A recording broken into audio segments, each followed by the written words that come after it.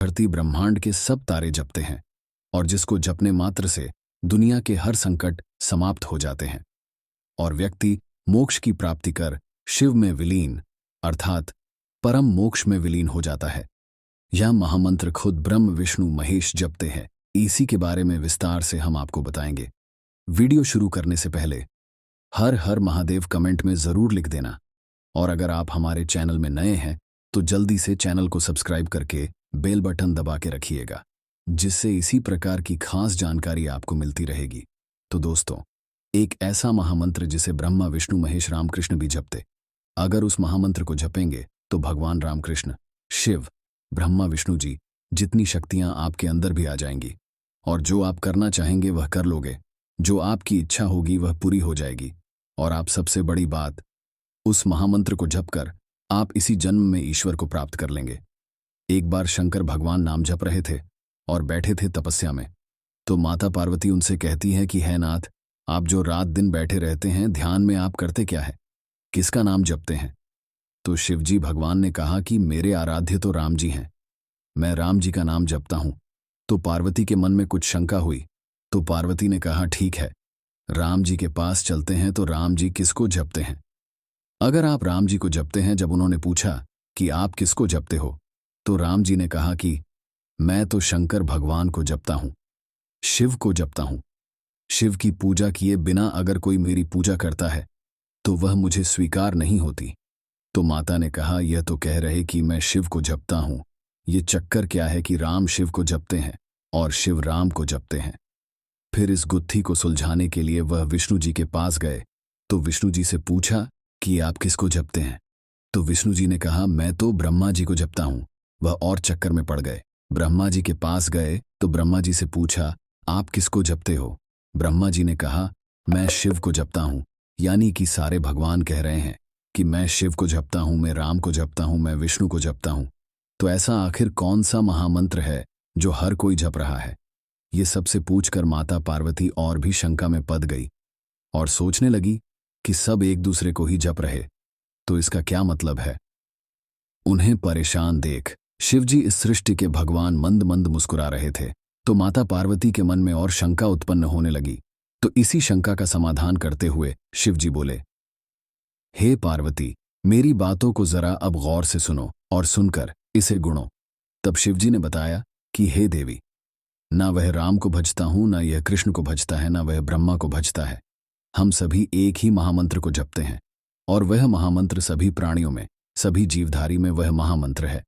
जितने भी लोग इस धरती पर रहते हैं सबके अंदर वो महामंत्र चलता रहता है, पर भजता कोई नहीं। लोग उस महामंत्र को जानते नहीं हैं जो महामंत्र कण कण में विद्यमान है। जिस महामंत्र से पूरी सृष्टि की रचना हुई है, हम सभी उसी महामंत्र का ध्यान करते रहते हैं। उस महामंत्र का ध्यान करने से ही इंसान अपने लक्ष्य को पूरा कर सकता है, भगवान को पा सकता है और सभी भगवान में एक हो सकता है, अपनी सभी मनोकामनाएं पूरी कर सकता है।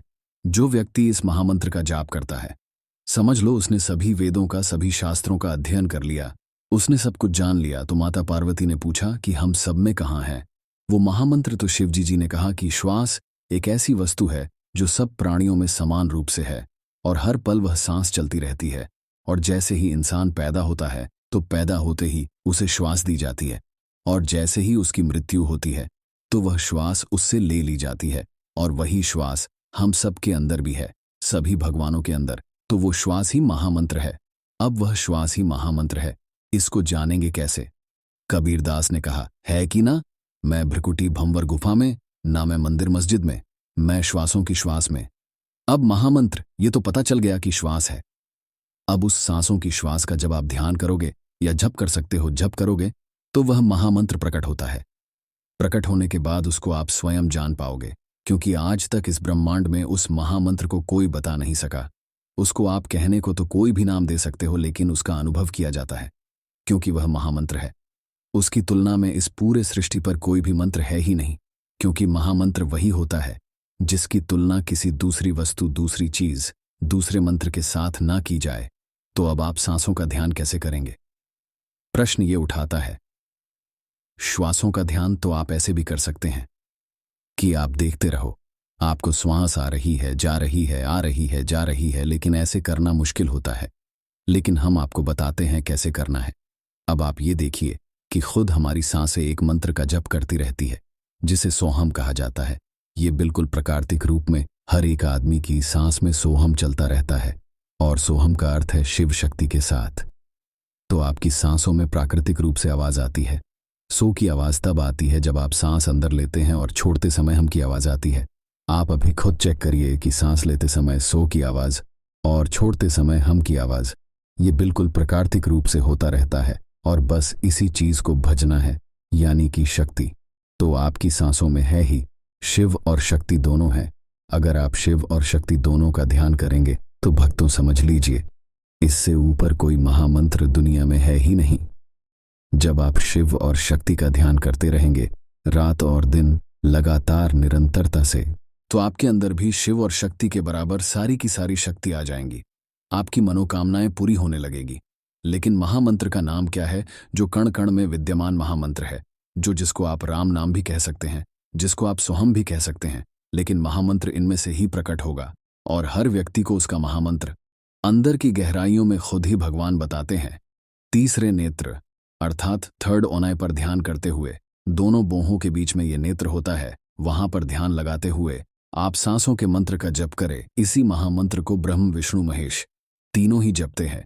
जब आप अगर अपनी सांसों के साथ राम राम का ध्यान करते ऊपर श्वास और राम नाम का जाप करेंगे, तो यह जाप श्वास को पकड़ने के लिए ही होता है। इसीलिए साथ में जप करना मत भूलना, सोहम मंत्र का या फिर राम मंत्र का।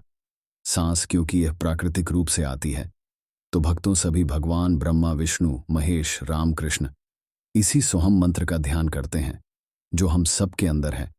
उसका ध्यान करते करते ही आपको सारी शक्तियां अपने आप मिल जाएंगी, और वो महामंत्र का पता भी आपको अपने आप ही चल जाएगा, क्योंकि यह बताने की वस्तु नहीं है।